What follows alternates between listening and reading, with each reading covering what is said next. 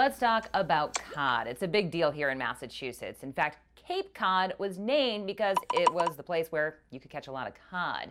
And no one knows that better than this guy. I'm John Auer, a commercial fisherman from Chatham, over 40 years. This town was built on codfish, and everybody wanted to go cod fishing, but over the last 18, 20 years, people are dropping out. It's gone from a terrific fishery to a no fishery. You heard that right. It's getting hard to find cod off Cape Cod. My name's Andy Baylor. I'm the owner of the Chatham Pier Fish Market where you are now. I've been in this business for 30 years here. Why aren't the cod here? Is it temperature? Is it 150,000 seals? Is it you're only seeing a smaller portion of the whole population? What's the reason? This is a cod port. So did we overfish them? Yes, cod was overfished, but then regulations were put into place to try and increase the population.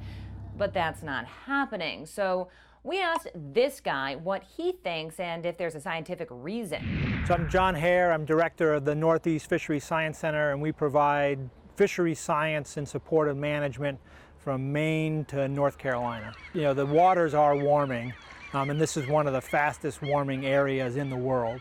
NOAA has been tracking local water temperatures since 1854, and over those years, they've seen a 2 to 2.5 degree Fahrenheit increase. So the fish populations off of Cape Cod and throughout the region are responding to those warming temperatures. Most are moving northwards and also into deeper water. No doubt in my mind that the ocean is warming and that there's a natural component to it, that 30 to 50 year cycle, but there's also that climate change, human force component to it, that long-term increase in temperature from 1854 to the present. The cod have gone north, leaving local fishermen to fish for what they call penny fish, dogfish, and skate. It's been very tough. A lot of guys have dropped out. I'm the second oldest one left in the fleet.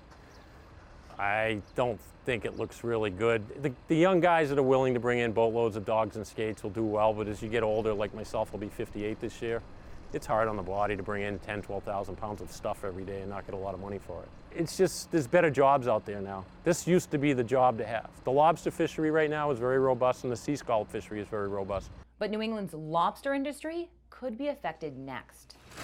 The projections that I have seen is sort of in that 30 to 50 year time frame is where the conditions will become really less favorable for lobster. So we can see these problems on the horizon.